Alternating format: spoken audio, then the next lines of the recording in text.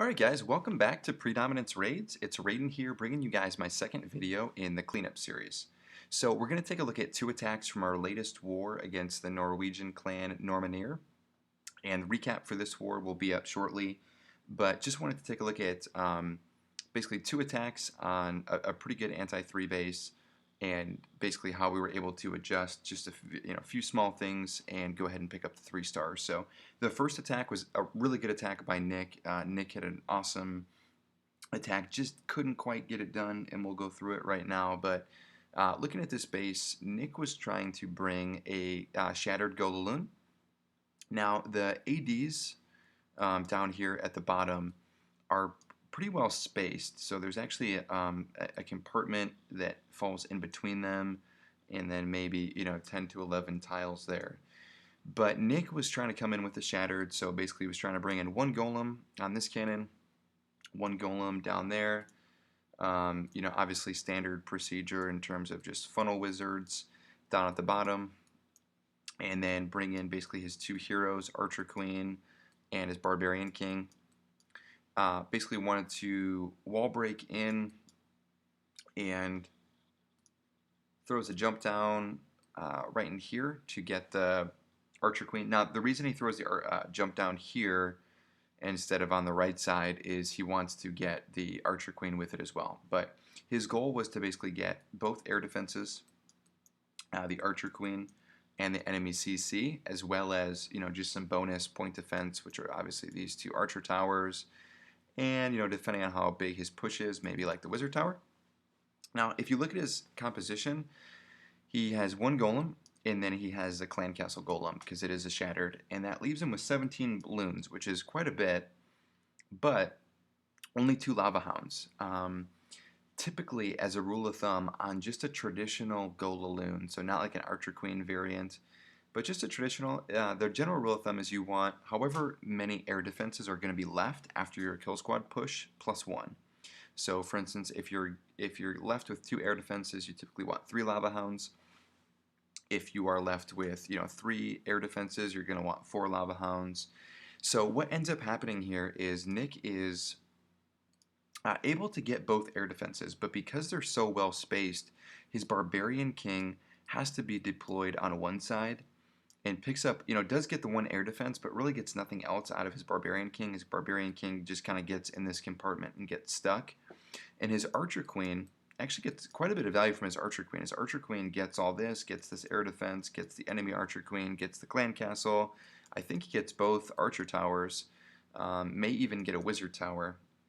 So really good value from his Archer Queen. And then just starts in with his Laloon portion. So it comes in with 1 Lava Hound, targeted loons,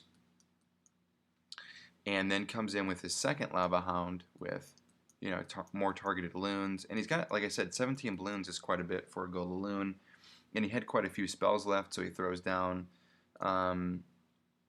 throws down some nice haste spells to keep the balloons moving, throws down a nice rage spell to get them through the high DPS area and when they're going against the sweeper. But basically his Lava Hounds just explode too quickly. And even with all those balloons, he just basically runs out of balloons as he's trying to work and circle the base. And I think it was a very, very good, like 90+% 2-star. So let's go ahead and take a look, and then let's see what we were able to do to go ahead and make some adjustments.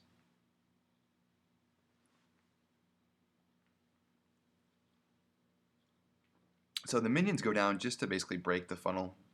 Just playing it safe, doesn't want his Barbarian King to wander. But nice kind of natural positioning for the golems because they just go right on the 2 cannons. Like we've talked about before, guys, you want to leave the middle portion for the Archer Queen. That's her portion of the funnel to develop and lets her step up. Brings enough wall breakers, some test wall breakers, which are nice. Opens it up. Both golems are going to reroute. I don't know if you noticed, he actually broke 2 different spots, so the golems kind of go into 2 separate compartments, and again, the Barbarian King goes in one. The Archer Queen does go where he wants, which is in the middle. But again, that Barbarian King now is just basically done for the entire raid, so it didn't get a ton from the Barbarian King.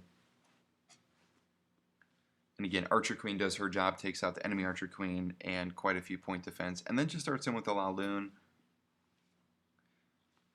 So really quick, just one thing, because basically his compartments are offset, which means that there's this outer compartment, there's this outer compartment, and then this middle compartment is recessed by one tile. It makes the loon deployment kind of strange. So some of these loons, he probably wants to go towards the mortar, but they're all going to target just these closest defenses. So anything deployed on this side is going towards this mortar, and then anything deployed on this side is either going to the mortar or the archer tower. So it makes the loon deployment a little bit clunky because they have to kind of then work backwards to get into some of these defenses that were in that interior pocket. So just, it made it a little bit more difficult. And again, his Archer Queen is still up. Does a nice job there with the rage spell on that the haste spell on the first air defense. But again, you can see a lot of balloons there clumping, and going against the sweeper is oftentimes really difficult, so it's a good sweeper position by this guy. And then obviously has, 3 splash defense with the wizard towers. So he gets to the air defenses pretty quickly because they were so close. But those interior defenses, the loon pathing, just worked everything on that outer ring before they got to the interior. He never got that big group of loons that, cuts through the middle and meets up with the secondary group. They just kind of traveled all the way around the ring before coming on the inside. So you can see he just runs out. Just a few defenses left, but kind of a good base there where the interior defenses, which are the last ones that are going to get hit by the balloons, are the important ones. The Teslas, which are balloon killers, and the wizard towers, which are balloon killers. So we'll speed it up. Gets basically everything on the outside. So again, I think he finished at 90%. We'll take a look.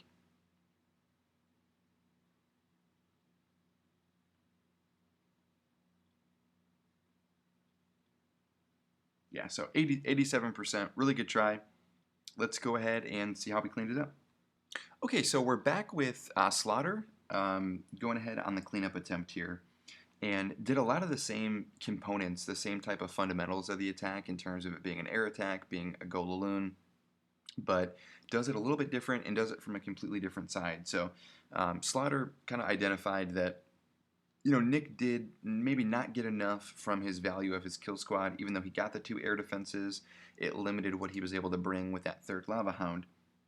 So Stu comes in here with an unbelievable Archer Queen walk Laloon. So basically drops his Archer Queen down here with the 4 healers, and I think even before that maybe dropped a few minions up at the top just to create the funnel, because again he wants to push that Archer Queen down.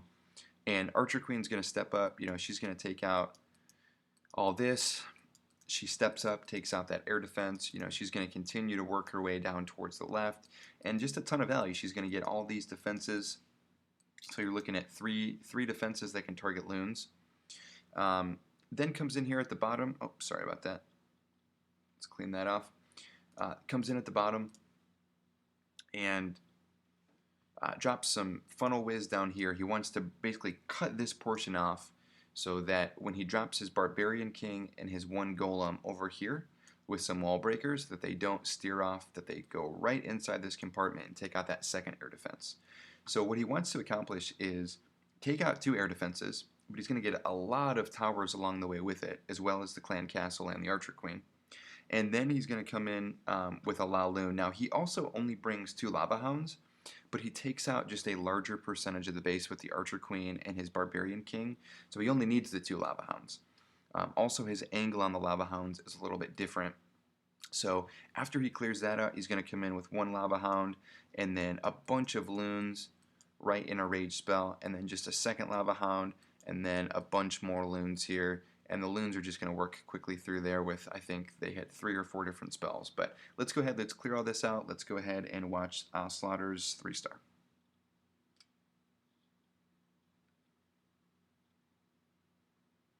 So again, you see the minions go down just to break the funnel on the top. Archer Queen goes down.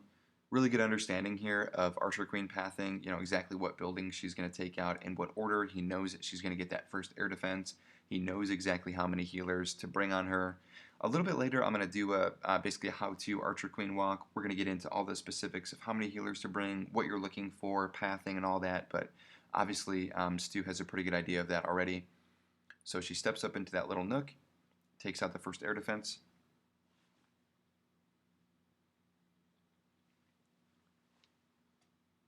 Continues her walk down towards the bottom left. And you're going to see these minions go down here in a second over at like 7:30. Really smart, you know, with the wizard. I'm sorry, they were wizards, not minions, and they're just to, you know, break that funnel. So the golem goes down.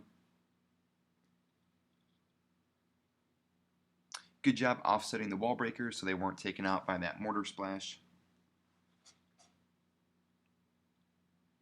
Has like a scary moment here just for like half a second. Maybe the Barbarian King comes down like 1 second too early because he does drop down towards this barracks and looks like he's going to steer off. But the wizard takes it out, and then he smartly redirects towards the Archer Queen and then pops her ability so that the barbarians draw him back in. So good adjustment there on the fly. Clan Castle comes out, but it's no problem as the Archer Queen has healers on her and is stealing in a rage spell. They're going to take out that dragon pretty quickly. What I liked about this tack too, really quick, is so on most Laloon attacks, you're not going to bring a heal spell. You're going to bring rage spells, you're going to bring haste spells. But because of all this centralized DPS and most importantly splash damage, so he knows he is going to have to go against 3 wizard towers and an X-bow. Look at his spell composition. He actually brings the 1 heal spell. So as his, it's not for the air defenses, it's for the splash damage. So as his balloons actually work through this perimeter and get into the core, Stu lays down a really nice heal spell. Just keeps them up in case all that splash damage was targeting them. So just, you know, a small kind of detail, but a really nice kind of small touch on there. So Lava Hound's coming down. And again, you can see all the loons just targeting 1 defense, and it's just because this the way this guy's base is laid out. Second Lava Hound comes down. You know, his Archer Queen is still up. She's still doing work.